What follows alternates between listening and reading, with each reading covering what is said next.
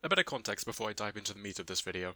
In the first episode of this, I stated that I wouldn't be taking time into consideration while producing my game. I want to walk that back a bit today. The reason being is that I have an opportunity right now that few people alive today will ever have and that I will most certainly not have again, and that is the opportunity to make something of yourself.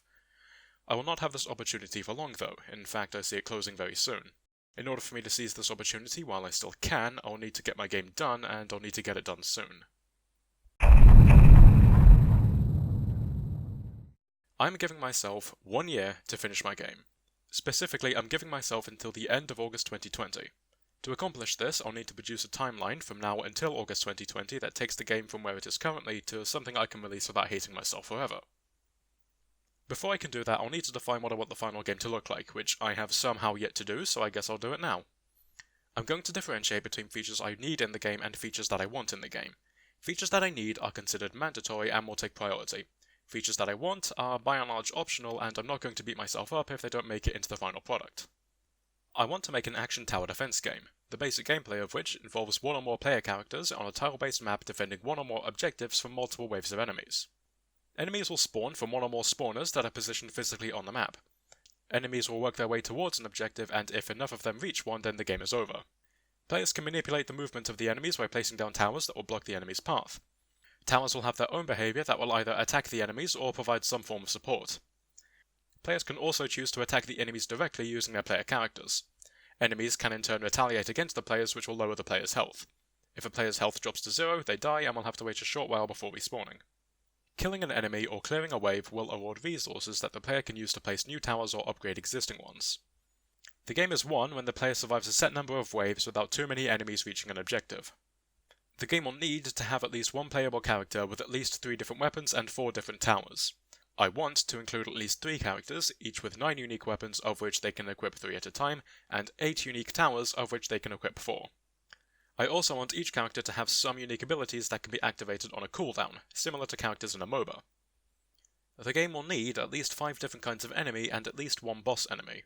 I want to include at least 10 types of enemy and at least 3 different bosses.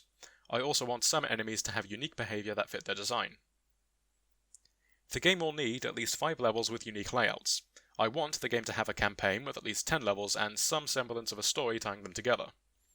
These levels will have their own theme, accomplished by use of decorative tiles and music. I want to include different game modes, such as an endless survival mode and something resembling a payload escort, though I haven't quite figured out the details of that yet. The game will need sounds for every major interaction and at least 3 pieces of background music. I want to include some unique tracks for every map. Now I should probably make it clear I have absolutely no idea how to make either of these, so that's going to be an interesting process. So we have an outline of what we're aiming for, now how are we going to get there? First, where is the game now? The game consists entirely of placeholder sprites, and I have a player character who can move around a hard-coded map and shoot projectiles at the mouse cursor when the left mouse button is pressed. These projectiles delete themselves once they reach a certain distance, and I won't go into detail of how long this took me to make. For the end of July, I want to finish the minimum viable product. This involves implementing spawners, 1 type of enemy, 1 type of tower, and some underlying game logic. From this point onwards, the game is going to go into an open alpha. During this time, it will be completely free to play. Now, God knows why you'd want to play it this early, but it's there, I guess. But I will need to find a way of distributing it, one with a minimal overhead and cost, and ideally one that I'm extensively familiar with. BitTorrent comes to mind, no particular reason though. August of 2019 is focused on adding core gameplay features that were left out of development in July. This includes adding a user interface, making the camera follow the player, resource management, and multiple waves of enemies. September involves expanding on the features added in August and including more variety to the game. This involves adding extra weapons and towers to the player's arsenal, adding new enemies, and replacing all of the placeholder assets that we're currently using. This also means adding support for translucency, as if you haven't noticed, all of the placeholder textures are fully opaque. October involves adding sounds and music to the game, as well as a basic menu and options system so players can mute my no doubt abysmal attempts at making music. I wanted to prioritize sounds now because whenever I make a game I always neglect adding them until the last minute.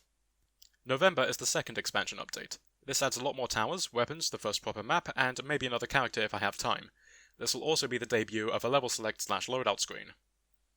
December and January are dedicated to a graphical update. This involves adding more lighting effects, particles, and possibly some post-processing stuff. This is spread out over 2 months, not because I have no idea how I'm going to do that, which I don't, but because I have exams near the end of January that I don't want to retake if I can help it. February is dedicated to adding at least 2 new maps, updating the first map if I feel it needs it, and adding Endless Mode. March is most likely the final update to the free public version of the game. It will mostly be dedicated to improving combat. This includes adding status effects, modifiers, buffs, and debuffs. After this point, the game will go into a closed beta period where the game will not be available to the public. The reason for this is because while the alpha of the game is free, the final version will not be. I don't want to have a free version of the game available with effectively all the same features as the paid version, as that will provide people with very little incentive to pay for the paid version. That being said, I do want a free version to be available, because I fully believe that people should be able to try before they buy. The version of the game as of March will have all the same features as the free trial of the final game, with any features added afterwards being exclusive to the full game. April and May will be dedicated to adding more characters to the game, as well as any extra game modes that I come up with. Again, I have exams around this time, so expect limited progress here. June is dedicated to adding more maps to the game. This should include a tutorial level to teach the basic aspects of the game, as well as serving as a springboard into the campaign, which should also be implemented around this time. July is when multiplayer starts getting implemented. Because I've never really done anything like this, I fully expect multiplayer integration to bleed into August. August is when preparations begin for the final release of the game. This includes any final polishing, creation of marketing materials, integration with Steamworks, and potentially testing on other platforms. This should also be when multiplayer is finalized. September 2020 is when the game is going to come out unless otherwise stated. Keep in mind that everything in this plan is subject to change, as I fully expect myself to either run ahead or behind schedule at some points, so I would say that some delays are inevitable. Just please, no one yell at me. If you want to keep up to date with the development of my game, be sure to subscribe to this channel. I'm going to be posting update videos slightly more often than JonTron, where I talk about where development is and the direction it's heading in. If you would like to follow me outside of YouTube, then I have a Discord server and a Mastodon account linked in the description where you can talk to me directly. Other than that, I'm VD15, and I'll see you next time.